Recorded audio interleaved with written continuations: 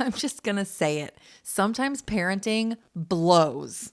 Welcome to Mom Mentality, your virtual village of support. I'm Jessica Campbell, your family wellness coach, and I am committed to helping you prioritize your and your family's well-being. This podcast will be like your favorite ladies group chat come to life. We'll share the ups and downs of life for moms just like you, get real advice from coaches and experts, and I'll pop in with my own stories and tips on everyday challenges to the big questions.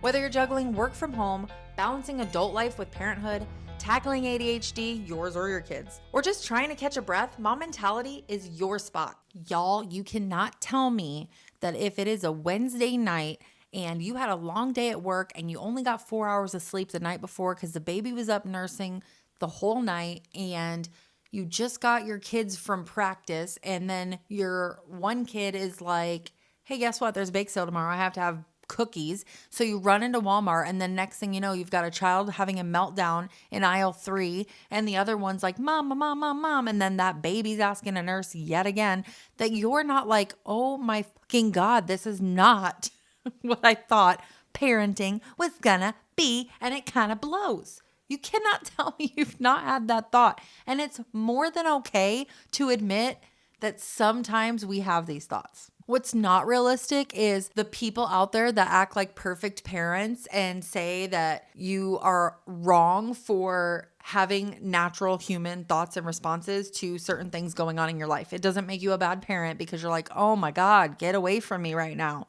Sometimes we need that space. And it's okay. It doesn't mean you love your kids anymore or any less because of certain ways that you handle things. Even just saying that out loud, I feel the mom guilt in my chest by saying, oh my God, get away from me.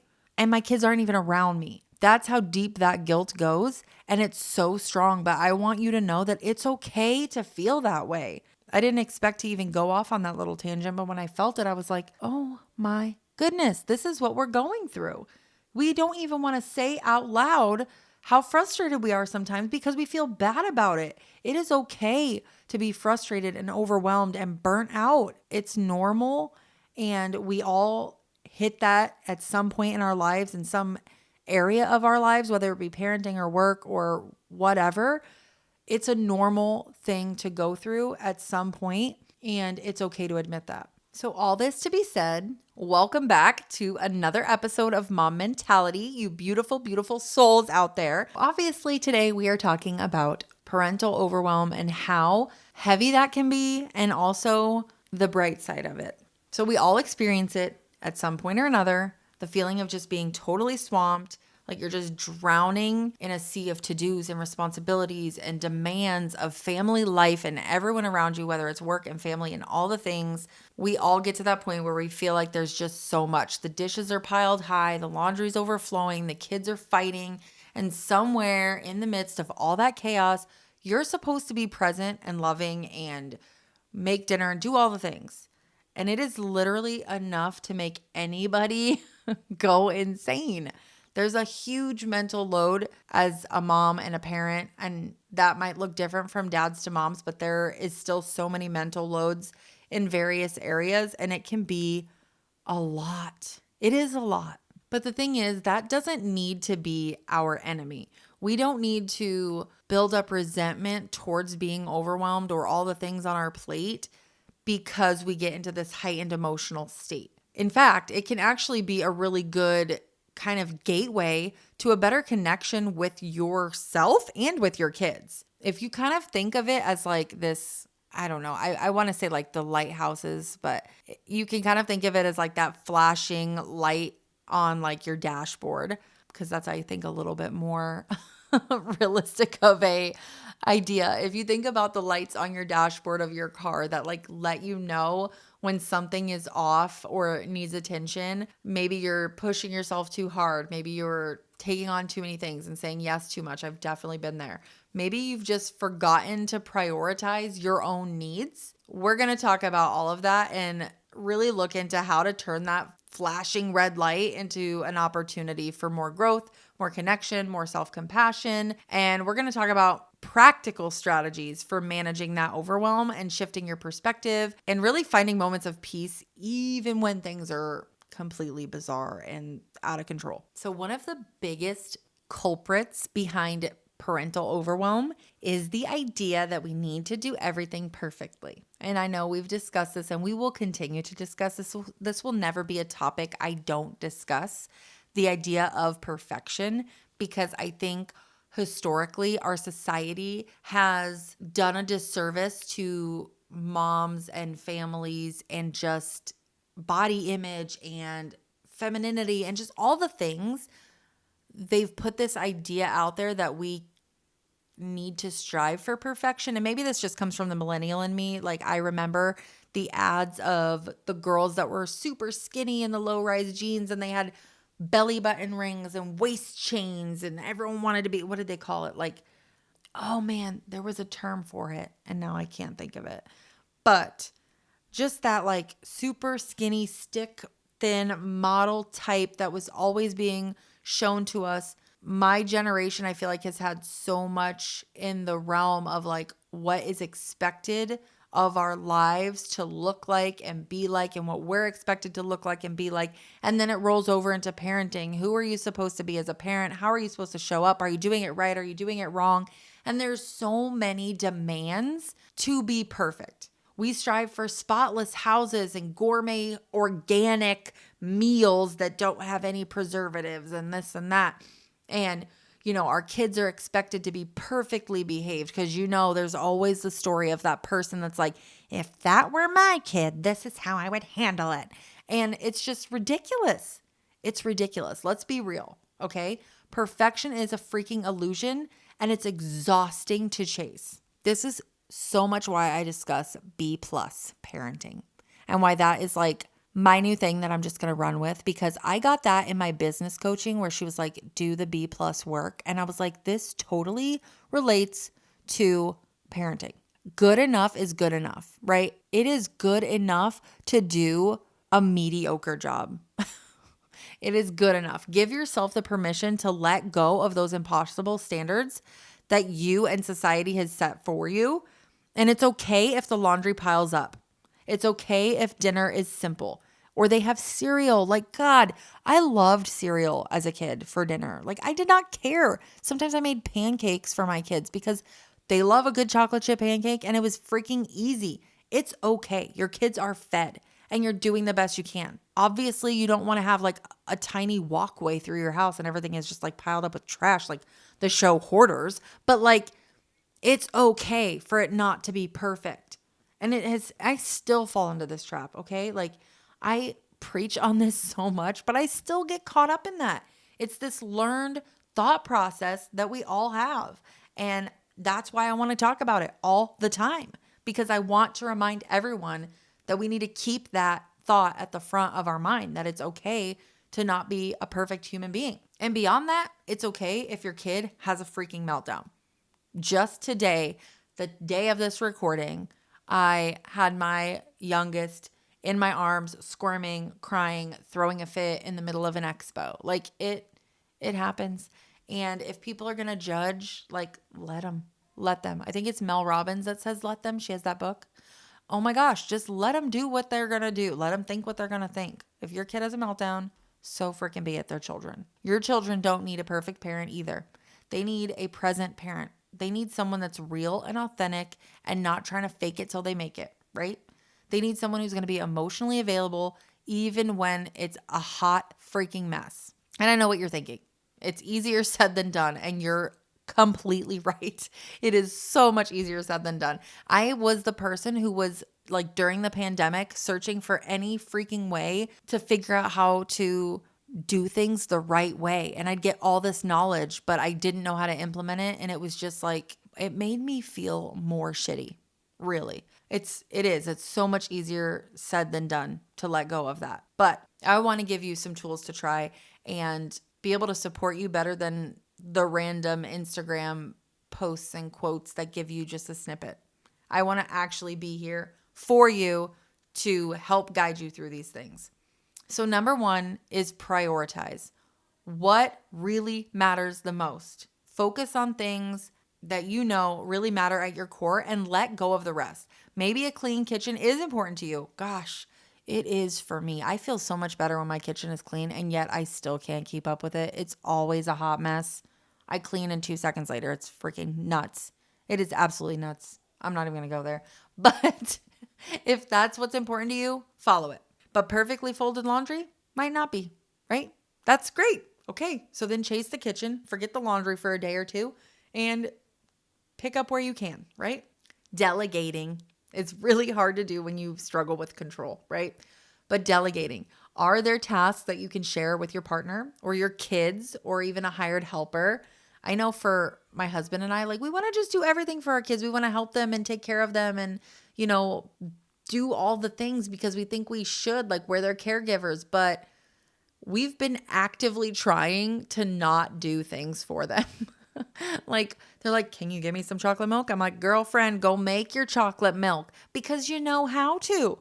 And now it's time for us to like push those little baby birds a little bit to get them to do their own thing. So sometimes it's as simple as like getting into a rhythm where you let your kids take the reins. Like maybe it's not big things, but I'm teaching my kids now to shower on their own. And like, that's been a whole thing. They still want me standing in there with them just because they're still like nervous with the water. They have issues with water in their face, And so working on that with them has been helpful because I'm like, soon you'll be able to just say, guess what? I'm going to hop in the shower and I can say, great, I don't have to set up a bath. It would be amazing. You could do this.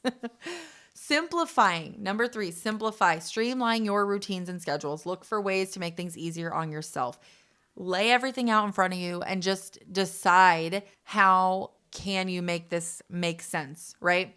If you struggle with something that maybe works better as a family. I know for me, I like body doubling is huge for me. So sometimes when my husband gets home, instead of me trying to clean all day when I'm off, I will, if I don't have that like mojo to do it, I will wait till he gets home and then we will do like a really like quick organize. And then once the stuff's organized or like he's helped me put the stuff away that overwhelms me, then I go in and I'll deep clean everything because then I'm like in a mode. So sometimes it's like figuring out those little tools that work for you. And then, of course, practicing self-compassion. Talk to yourself the way you would to a close friend, someone you really care about, and offer yourself that kindness and understanding, especially when things get tough. If you think about your kid, right? If you were like, oh my gosh, no one's perfect, right? You would tell your kid that. You would say, like, you've worked so freaking hard and it's okay that it's not perfect. Remind yourself of those things. Talk to yourself how you would tell your kids something if they were frustrated with it not being perfect or with it being a little messy, right? Overwhelm often disconnects us from like ourselves, from our loved ones. We get so caught up in that chaos that we really forget to tune into our own needs. And because we get disconnected from ourselves, we get disconnected from everybody else, right? If we don't know our own needs, then we don't know the needs of our kids because we can't see past whatever's going on in our body because we've neglected those needs, right? But the beautiful thing about that is slowing down and being present and truly listening, we can actually transform that overwhelm into more connection. So even if we've had an overwhelming moment, when we can come back together after it and reflect on that and talk about it and really hear each other out, we're building a deeper connection with each other. And this goes for any relationship, really. We're building that deeper connection because we've taken the time to get to know what overwhelms you, what overwhelms the other person, and how you can make it better. Really, you can collaborate and make things better. When you feel that overwhelm or you feel that blood pressure rise, for me, that's what I say. I feel my blood pressure like rising. When you feel that kind of crash over you, take a big breath. For me, I used to hate being told to breathe because my mom used to use that in a very like manipulative way, like she would project her overwhelm onto me and then tell me to calm down when I just talk fast and I just get excited. But like I would be calm and then she'd be like, you need to take a breath, you need to breathe. And it would freaking piss me off to no end. Now that I understand it and I look at it in a different light, I don't look at it the same way, like take some breaths.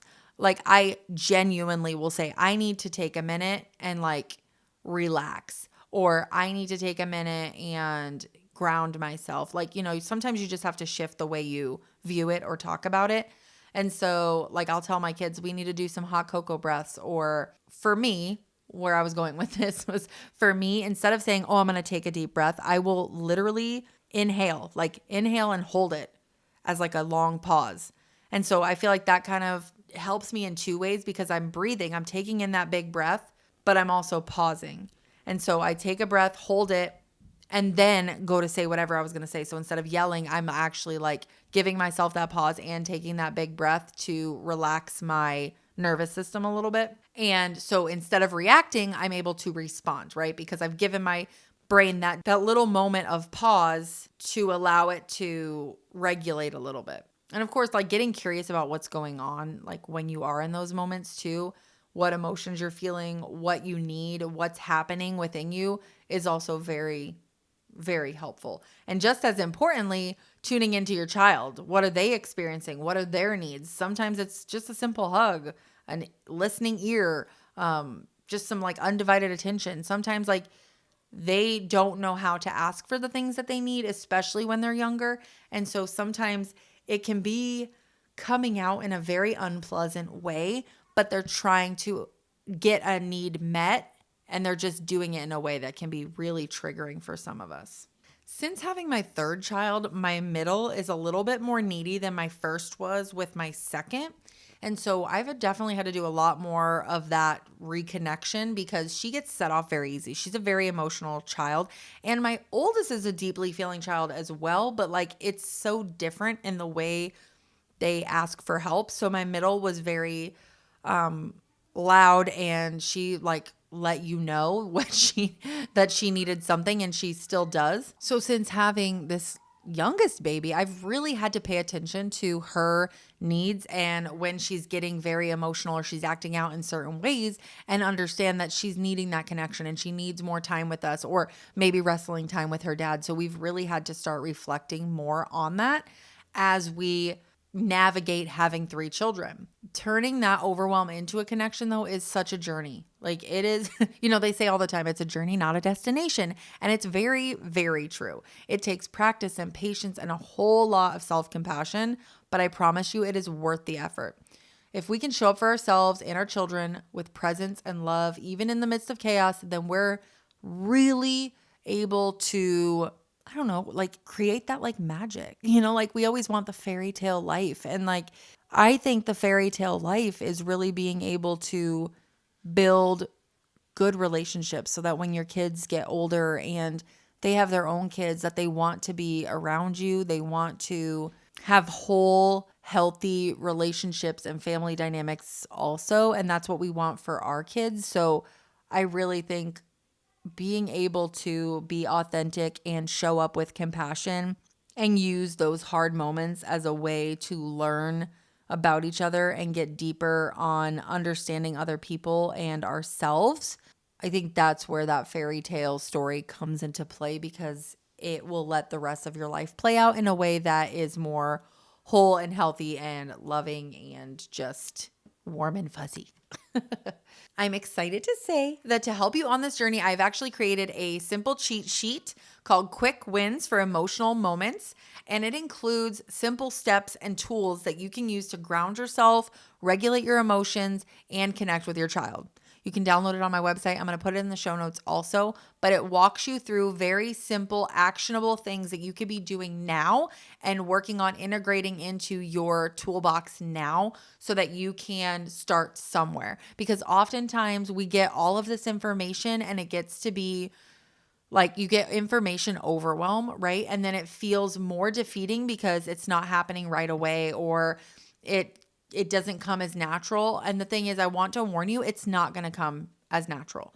But with this cheat sheet, because it's laid out so simply, you can refer to it. It's not like a 500-page book. It's not, it's not this overly comprehensive thing where there's too much information. It's just very simply broke down so that you can refer to that every day if you need to get that refresher, keep it in the back of your mind, and then pull those tools out when you need them because they are simple and they are easier to remember and they are broken down in a very bite-sized, tangible way. For me, that is what I need.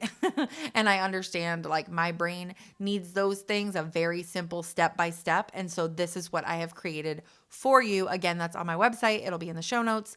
I want to thank you for joining me today because I love doing this. Honestly, this has been so much fun. I love this podcast, but I love being able to help other people feel the strength in themselves and feel good about themselves, because I think I didn't for such a long time. And I just want other people to feel as good as I do now within myself and my purpose in life and how I show up in the world. And I want other people to feel that same goodness in their bodies. And so that's why I am here and why I love doing this podcast. And I love each and every one of my listeners, like on a human being level. I just want the best for other people. I want the best for everyone. So I'm not going to get too mushy. But I do want to remind you, we are all in this together. And I want to hold space for you. And I want you to know that if no one else has told you, I value you, I love you, you're doing exactly what you were meant to do in this world and the role you were meant to play in this world. And so that holds a ton, hear me, a ton of value. And so I want you to embrace that B+ parenting, because I want you to wake up and be like, man, motherhood never felt so good. Remember, you are powerful, you are worthy, you are valued, and you are loved. Keep pushing, keep loving, and most importantly, keep believing in your amazing ability to empower your legacy.